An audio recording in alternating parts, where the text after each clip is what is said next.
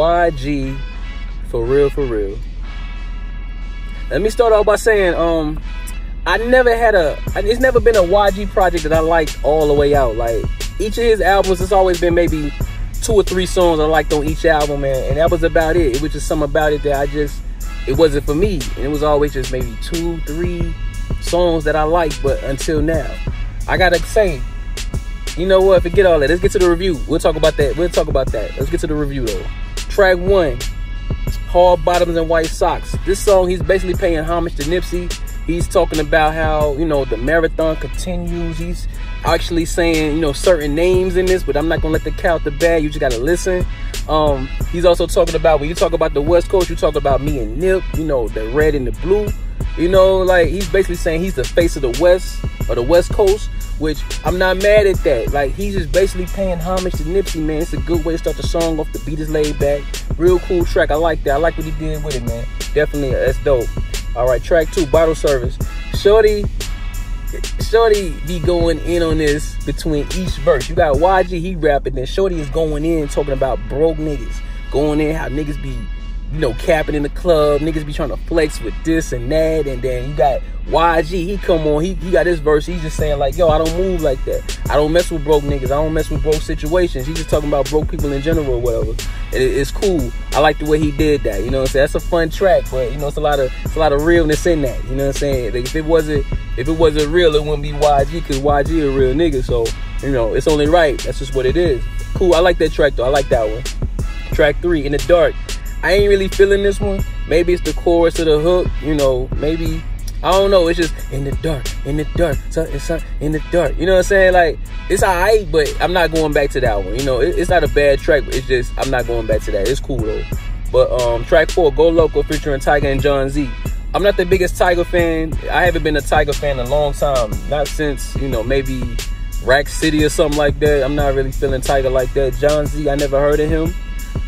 But he did his part on that. He did his thing. And of course, YG, he did it. You know, he did his thing on that. I like that. But, you know, he got the whole mariachi band, the whole, you know, the Mexican type sound, you know what I'm saying, which is not bad. You know, the production, everything fell, you know, it fell right in place. It was well put together, you know, but not a track I'm gonna be going back to. You know, it's not in my rotation, but it's not a bad track. It's cool. It's cool. He tried something different and it worked. It worked on his behalf. So salute to him on that. So track 5, Stop Snitching. This is my favorite song on the album right here. This is probably, yeah, definitely. I like the production. I like the beat, you know, the beat, everything, how it was put together. I like his flow. I like the way he caught the beat. It just fits so well together. I really like that, man. Stop Snitching. From the way he was chanting at the beginning of the song, and the way he just went in, his energy stayed great on this. I really like this one, man. So dope, man. Yeah, I love this one. Track 6, I Was on the Block featuring Valley and Boogie. I'm not too familiar with Valley. I'm not too familiar with him at all. Same thing with Boogie too. But Boogie, I really like the way he sounded on this. He got me wanting to just check out his other projects, his album, and a few of his EPs. Yeah, Boogie cool. He got a definitely different sound, you know, his voice and everything. He got me wanting to hear more. He did his thing on this, man. Of course, YG, he's been consistent this whole album so far, so he been definitely doing his thing though. So we're gonna move on. I like that one. Track 7, Keisha Had a Baby.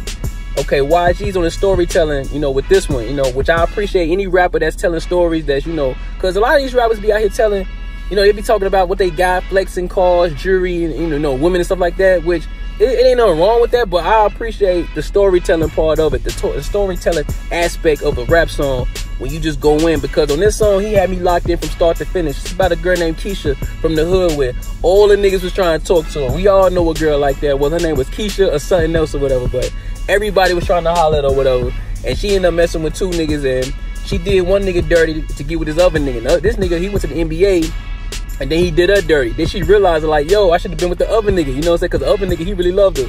But, yeah, it's just a whole story behind that. I like the way that came out.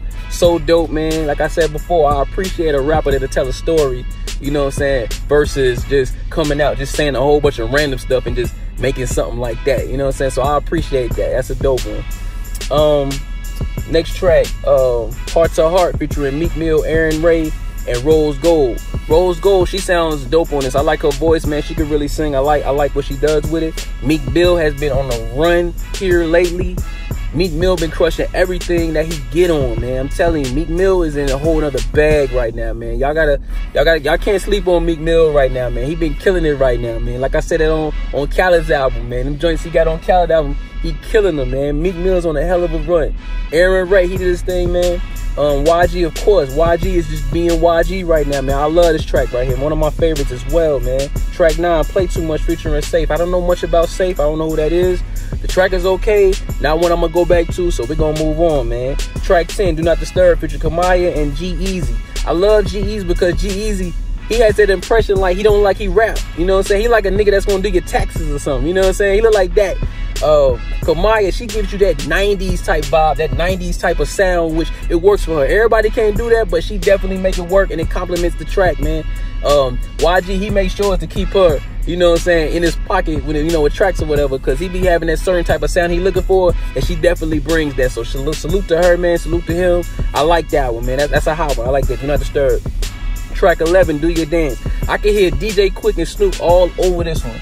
This one is fire. It's real West Coast. Like, you can close your eyes and you can actually feel like, yo, I'm on the West right now. You know what I'm saying? One thing about West Coast rappers, you always know when it's West Coast. Some of these other cats, you don't know where they from or where they representing or whatever because of the sound. Some of these places, they lost their identity with where they from and the sound they going for. But one thing about YG and a lot of West Coast rappers, you definitely know where it's coming from when you hear it. So this song right here, everybody goes in, man. You got Ty Dolla $ign, man. You got RJ and Mitch.